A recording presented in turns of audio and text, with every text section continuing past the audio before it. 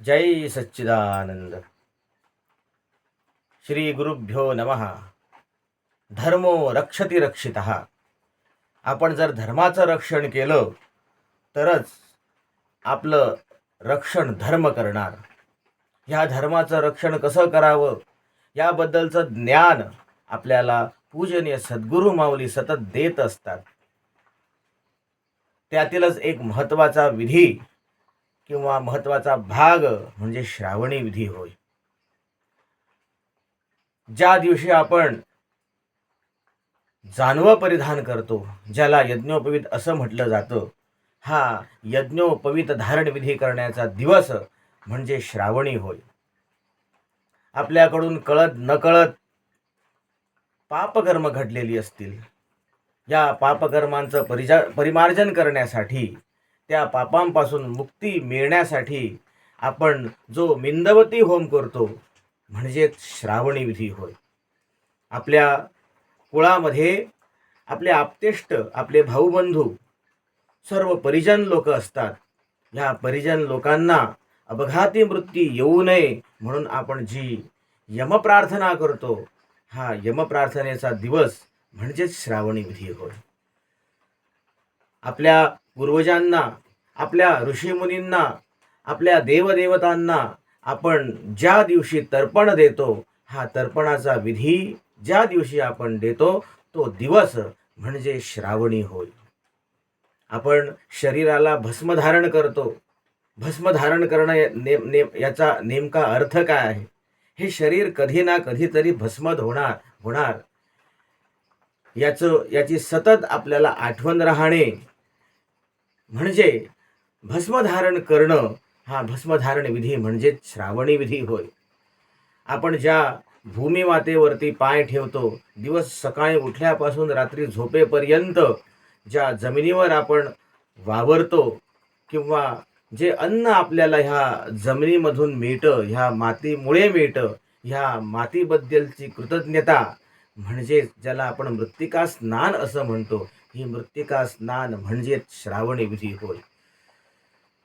यमप्रार्थना, त्यानंतर एक महिलांचा एक महत्त्वाचा विधी असतो ज्याला आपण सभा दीपदान असं म्हणतो. सभा दीपदान म्हणजेच श्रावणी विधी होय. अशा प्रकारचे अनेक विधी या श्रावणी विधीमध्ये असतात.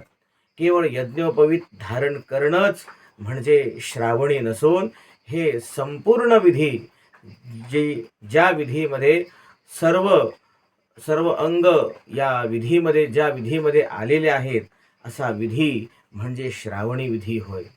या श्रावणी विधीला आपण हा विधी दरवर्षी करतो. हा सनातन वैदिक धर्मामध्ये जगणाऱ्या प्रत्येक हिंदू धर्मीयाचा उत्सव आहे. हा मर्यादित स्वरूपाचा उत्सव नसून अमर्यादित स्वरूपाचा हा उत्सव आहे.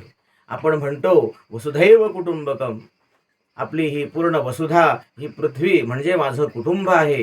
याचा अर्थ असा आहे की आपण ज्याप्रमाणे तरतो, धर्मानुकूल किंवा धर्माने जगतो, त्याप्रमाणे आपण आपल्या शेजाऱ्यांना, आपल्या मित्रमंडळींना, आप्तेष्टांना, सगळ्या सोयरांनाही आपण या श्रावणी विधीसाठी आणायला पाहिजे. कारण आपण सनातन धर्माचं रक्षण करतो, त्याचबरोबर आपल्या सगळ्या मंडळींकडून, आपल्या कुटुंबाकडूनही ह्या धर्माचं रक्षण होणं खूप गरजेचं आहे. आणि अशा प्रकारे जर आपण या धर्माचं रक्षण केलं तर धर्मही आपलं रक्षण करणार. हा सगळा विधी आपण एक विशिष्ट पद्धतीने करतो, शास्त्रोक्त पद्धतीने करतो आणि महत्त्वाचं म्हणजे सद्गुरूंच्या सान्निध्यात करतो. सद्गुरू म्हणजे दिव्य तेजपुंज परब्रह्मस्वरूप सद्गुरू आहे. त्या सद्गुरूंच्या समोर राहून आपण हा विधी करतो. त्यामुळे ह्या विधीला अनन्यसाधारण महत्त्व आहे. हा विधी करण्यासाठी आपण ज्याप्रमाणे जातो त्याप्रमाणे आपण आपल्या सर्व मित्रमंडळींनाही आणूया. आणि येत्या रविवारी म्हणजे 10 ऑगस्ट रोजी 10 ऑगस्ट 2025 रोजी रविवारी तुम्ही सर्वांनी या श्रावणी विधीला यायलाच पाहिजे. एवढंच मी तुम्हा सर्वांना आवाहन करतो आणि माझ्या वाणीला विराम देतो. धर्मो रक्षति रक्षितः. सनातन वैदिक हिंदू धर्म की जय. जय सच्चिदानंद.